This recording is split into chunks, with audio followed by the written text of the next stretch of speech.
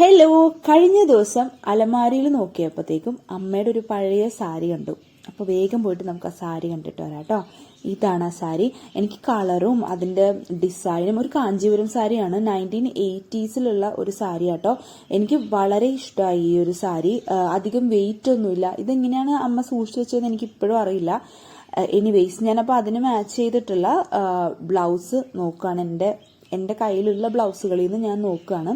അപ്പോൾ ഇതുപോലത്തെ ഒരു പൗച്ചിലാണ് ഞാൻ എൻ്റെ ബ്ലൗസുകളും സാരികളും കുർത്തികളും എല്ലാം ഇതുപോലെ സെപ്പറേറ്റ് ആയിട്ടാണ് വെച്ചേക്കുന്നത്. ഇതുപോലത്തെ പൗച്ചുകളിൽ. ഓക്കെ. അപ്പോൾ ഈ ബ്ലൗസിന്റെ പൗച്ചിൻ്റെ അകത്ത് കുറച്ച് ബ്ലൗസുകളുണ്ട്. അപ്പം ഞാൻ അതിങ്ങനെ നോക്കുകയാണ്. ഞാൻ പൊതുവേ സാരി അധികം ഉപയോഗിക്കാത്ത ഒരാളായതുകൊണ്ട് എൻ്റെ കയ്യിൽ ഒരു 5-6 ബ്ലൗസുകളേ ഉള്ളൂ. അപ്പോൾ ഇതെൻ്റെ മന്ത്രകോടിയുടെ ബ്ലൗസാണ്. ഇത് എന്തായാലും ഉപയോഗിക്കില്ല. അപ്പം ഞാൻ അടുത്ത് നോക്കിയപ്പം എൻ്റെ മനസ്സമ്മതത്തിൻ്റെ ബ്ലൗസ് കണ്ടു. പക്ഷെ അത് ഉപയോഗിക്കാൻ പറ്റില്ല, കാരണം അത് ചെറുതാണ്. പിന്നെ അത് കുത്തിയിരുന്ന് അഴിക്കാനൊന്നും എനിക്ക് വയ്യ. റീസെന്റ് ആയിട്ട് സ്റ്റിച്ച് ചെയ്ത ഒരു ബ്ലൗസ് കണ്ടു. അപ്പം ഞാൻ വിചാരിച്ചു അത് മാച്ച് ചെയ്ത് പോകും. ഒരു ബേജ് കളറാണ്. അതിൻ്റെ ഒരു മെറ്റീരിയലിന്റെ ഇതുകൊണ്ടൊരു ഗോൾഡന്റെ ഒരു എഫക്റ്റ് അത് കൊടുക്കുന്നുണ്ട്. ഈ സാരിയിലുള്ള ഒരു ത്രെഡ് ആണെങ്കിലും ഭയങ്കര നമ്മളുടെ ഇപ്പൊ കാണുന്ന പോലത്തെ ഒരു യെല്ലോ കളർ കൂടിയിട്ടുള്ള ഗോൾഡൻ അല്ല, വളരെ ലൈറ്റ് ഗോൾഡൻ ആണ്. അപ്പൊ ഇത് മാച്ച് ചെയ്ത് പോകുമെന്ന് ഞാൻ വിചാരിക്കുന്നു. അങ്ങനെ ഞാൻ ഈ ഒരു ബേജ് കളറിലത്തെ ബ്ലൗസ് ചൂസ് ചെയ്തു.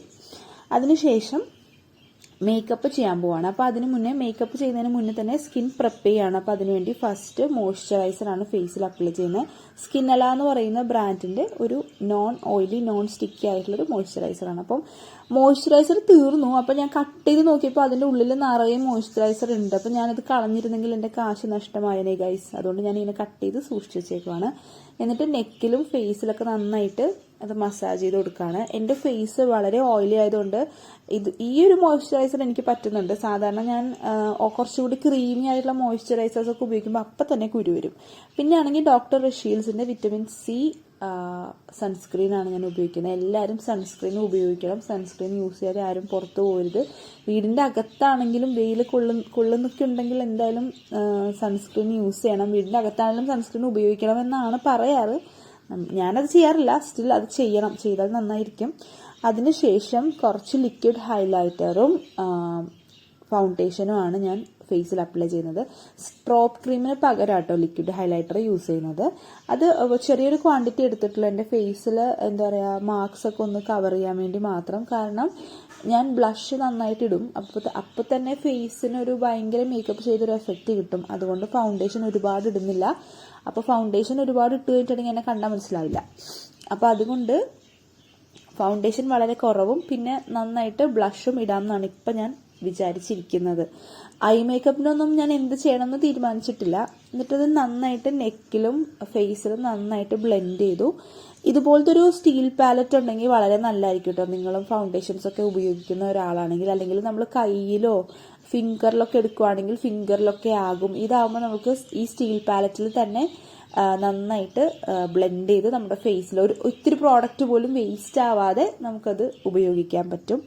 അപ്പോൾ ഒരു സ്കിൻ ലൈക്ക് ഫിനിഷ് എനിക്ക് കിട്ടി. ഞാൻ അതാണ് ഇപ്പം നോക്കുന്നത്. എനിക്ക് ഒത്തിരി ഇഷ്ടപ്പെട്ടു. എൻ്റെ ഫേസ് തന്നെ വ്യത്യാസമൊന്നുമില്ല, പക്ഷെ നല്ലൊരു സ്കിൻ ലൈക്ക് ഫിനിഷ് എനിക്ക് കിട്ടി. അതിനുശേഷം ബ്ലഷ് അപ്ലൈ ചെയ്യാണ്. റെവല്യൂഷൻ എന്ന് പറഞ്ഞ ബ്രാൻഡിന്റെ ഒരു ബ്ലഷ് പാലറ്റാണ് ഞാൻ യൂസ് ചെയ്യുന്നത്. ഒരു കോറൽ ഷെയ്ഡാണ് ബ്ലഷ് അപ്ലൈ ചെയ്യുന്നത്.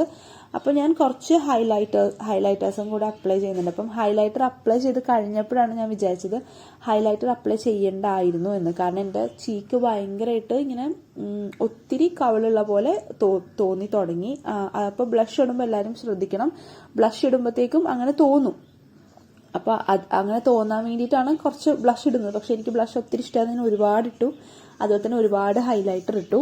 പിന്നെ ആണെങ്കിൽ ഞാൻ കുറച്ച് നമ്മുടെ നോസിലും ചിന്നിലും കൂടെ അപ്ലൈ ചെയ്യുന്നുണ്ട്. പിന്നെ ഹൈലൈറ്റർ കുറച്ച് ലിപ്പിൽ അപ്ലൈ ചെയ്യുന്നുണ്ട്. ലിപ്പിൽ അപ്ലൈ ചെയ്യുന്നത് എന്താണെന്ന് വെച്ചാൽ ലിപ്പിന്റെ എനിക്കൊരു ക്യൂപ്പിഡ് ബോ ഉണ്ട്. അപ്പോൾ അതൊന്ന് കൃത്യമായിട്ട് എവിഡന്റ് ആവാൻ വേണ്ടിയിട്ടാണ് ഞാൻ ലിപ്പിൽ അപ്ലൈ ചെയ്യുന്നത്. അതിനുശേഷം സെറ്റിംഗ് സ്പ്രേ. ഇവിടെയാണ് എനിക്ക് പണി പാളിയത്. ഞാൻ സെറ്റിംഗ് സ്പ്രേ ചെയ്ത് കഴിഞ്ഞപ്പോഴാണ് എൻ്റെ ഫേസിനൊരു വെറ്റ് ലുക്ക് വന്നു. ഇതൊരു ഡ്യൂവി ആയിട്ടുള്ളൊരു സെറ്റിംഗ് സ്പ്രേ ആണ്. അപ്പോൾ ഫേസിന് ഭയങ്കര ഗ്ലോ ആയിരിക്കും. അപ്പോൾ ഓൾറെഡി ഹൈലൈറ്റർ ഇട്ടിട്ടുള്ളതുകൊണ്ട് ഗ്ലോ എന്ന് പറഞ്ഞാൽ ഗ്ലോയോട് ഗ്ലോ. അപ്പോൾ അത്രയും ഗ്ലോന്റെ ആവശ്യം നമുക്ക് ഉണ്ടായിരുന്നില്ല. അത്രയും വേണ്ട, അത് ഇത്തിരി ഓവറായിപ്പോയി.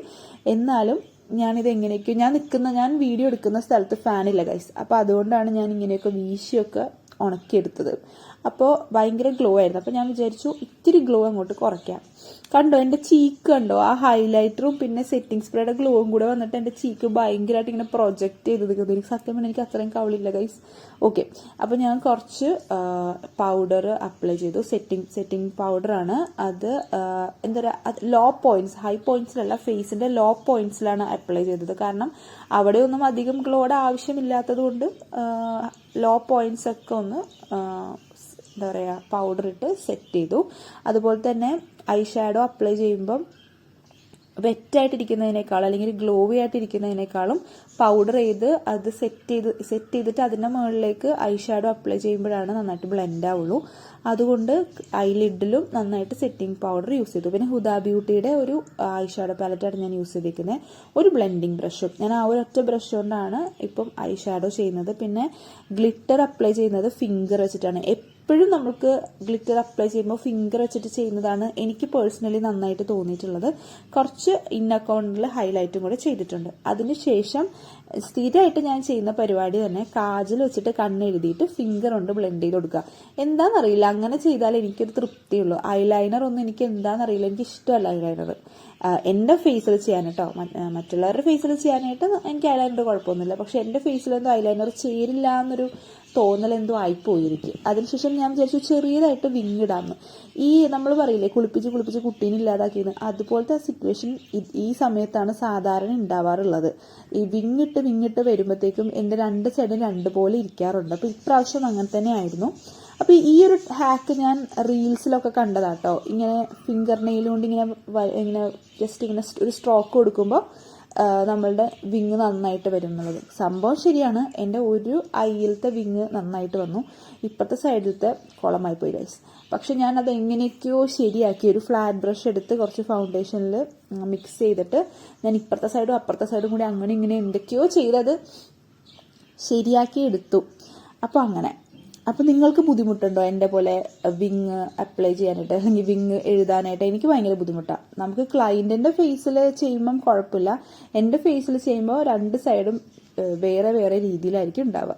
അപ്പോൾ എങ്ങനെയൊക്കെ ഞാനത് ശരിയാക്കി. അതിനുശേഷം ഇന്നർ കോർണർ കുറച്ച് പുറത്തേക്ക് വരയ്ക്കുന്നുണ്ട്. എന്താ സംഭവം എന്ന് വെച്ചാൽ എൻ്റെ കണ്ണ് ഭയങ്കര ഒരു ഉണ്ട കണ്ണാണ്. അപ്പോൾ ഞാൻ കുറച്ച് നീളം തോന്നിക്കാൻ വേണ്ടിയിട്ടാണ് ഇന്നർ കോർണറിലേക്ക് കുറച്ച് എക്സ്റ്റെൻഡ് ചെയ്ത് കാജൽ എഴുതിയത്. പിന്നെ താഴെ ഔട്ടർ കോർണറിലും എഴുതിയിട്ടുണ്ട്. എൻ്റെ അഭിനയം കണ്ടിട്ട് ആരും പേടിക്കൊന്നും ചെയ്യരുത്, എൻ്റെ നഖം കൊണ്ടതാണ് കണ്ണിൽ. അപ്പോൾ അതിന് വേണ്ടിയിട്ട് ഞാനൊരു എക്സ്പ്രഷൻ ഇട്ടതാണ്. എനിവേസ് ഗൈസ്, അപ്പോൾ എനിക്കെന്തോ എൻ്റെ മേക്കപ്പ് വളരെ ഇഷ്ടപ്പെട്ടു.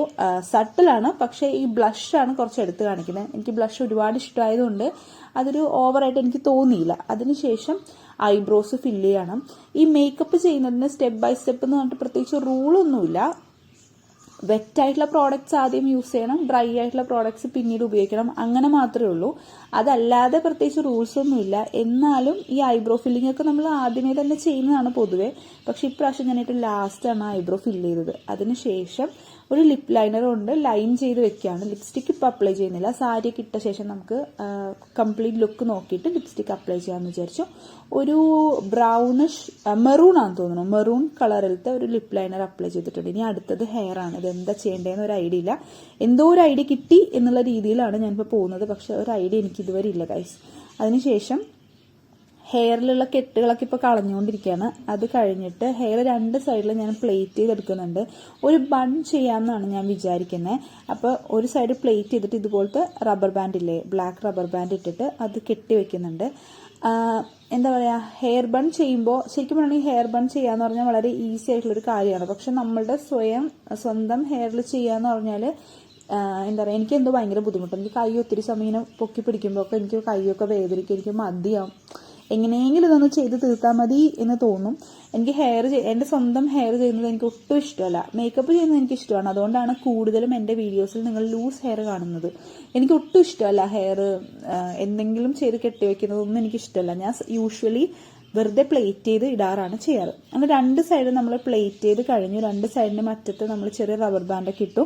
അതിനുശേഷം ഈ വീഡിയോ എടുക്കുമ്പോൾ ഞാൻ എന്താ വിചാരിച്ചതെന്ന് വെച്ചാൽ ബാക്ക് സൈഡാണ് ഞാൻ ക്യാമറയ്ക്ക് ഫേസ് ചെയ്തേക്കുന്നത്. നിങ്ങളിതെല്ലാം കാണുന്നുണ്ട് എന്നാണ് ഞാൻ വിചാരിച്ചത്. പക്ഷെ അങ്ങനെയല്ല ഗൈസ്. ഇത് അങ്ങോട്ടും ഇങ്ങോട്ടും യൂപ്പിൻസ് കുത്തി ഒരു ബൺ പോലെ ഞാൻ ആക്കിയെടുത്തു. കാരണം ഇതുപോലെ ചെയ്തിട്ട് നമ്മൾ മുല്ലപ്പൂക്കെ വെക്കുവാണെങ്കിൽ നന്നായിരിക്കും. ഞാൻ ഒരു ദിവസം അതിൻ്റെ ഒരു കംപ്ലീറ്റ് വീഡിയോ ആയിട്ട് ഇടാം കേട്ടോ. അപ്പോൾ ഇപ്പോൾ ഞാൻ സാരി വെയർ ചെയ്തിട്ട് വന്നു. എനിക്ക് ഒരുപാട് ഇഷ്ടമായി ഈ സാരി. നിങ്ങൾ കാണുന്നുണ്ടോ ഈ ലൈറ്റ് റിഫ്ലക്ട് ചെയ്തിട്ട് ഈ സാരി തിളങ്ങുന്നത്? എനിക്ക് എന്താണെന്നറിയില്ല, വളരെ വളരെ ഇഷ്ടപ്പെട്ടു. കാരണം അതിൻ്റെ ആ ഒരു ഗോൾഡൻ കളർ എന്ന് പറഞ്ഞാൽ ഇപ്പം നമ്മൾ വാങ്ങുന്ന സാരികൾക്കൊന്നും ഈ ഒരു കളർ കിട്ടാറില്ല. ഇപ്പോൾ വരുന്ന സാരികൾക്കൊരു കുറച്ചും കൂടെ ഒരു യെല്ലോ കളറ് കയറും. ഈ ഒരു ഗോൾഡൻ എന്ന് പറഞ്ഞാൽ സിൽവറും അല്ല ഗോൾഡനും അല്ല, ഒരു വളരെ സട്ടിലായിട്ടുള്ളൊരു കളറ്. അതുപോലെ തന്നെ ഞാൻ ലിപ്സ്റ്റിക് ഇട്ട ഒരു പിങ്കിഷ് ലിപ്സ്റ്റിക്കാണ് ഞാൻ ലിപ്പിലിട്ടത്. പിന്നെ ഒരു പൊട്ട് കുത്തിയിട്ടുണ്ട്, ഒരു കമ്മലും ഇട്ടിട്ടുണ്ട്. ഇത്ര മാത്രമേ ചെയ്തിട്ടുള്ളൂ. ഞാൻ അധികം ഓർണമെന്റ്സ് ഒന്നും ഇടാത്തത്. എനിക്ക് സാരീനെയാണ് കൂടുതൽ കാണിക്കേണ്ടതെന്ന് തോന്നി, അതുകൊണ്ടാണ്. ഇതാണ് കംപ്ലീറ്റ് ലുക്ക്. നിങ്ങൾക്ക് ഇഷ്ടമായോ? നിങ്ങളുടെ കയ്യിലും ഉണ്ടോ ഇതുപോലെ പഴയ സാരി? പക്ഷേ അത് കണ്ടാൽ പഴയതാണെന്ന് തോന്നില്ല. എന്താണെന്നറിയില്ല, എനിക്ക് വളരെ അധികം ഇഷ്ടപ്പെട്ടു. നിങ്ങൾക്കും ഈ ലുക്ക് ഇഷ്ടമായിട്ടുണ്ടെങ്കിൽ കമൻറ്റ് ചെയ്യുക, ലൈക്ക് ചെയ്യുക, സബ്സ്ക്രൈബ് ചെയ്യുക, ഷെയർ ചെയ്യുക. അപ്പോൾ ഇനിയുള്ള വീഡിയോസിൽ കാണാം. ബൈ.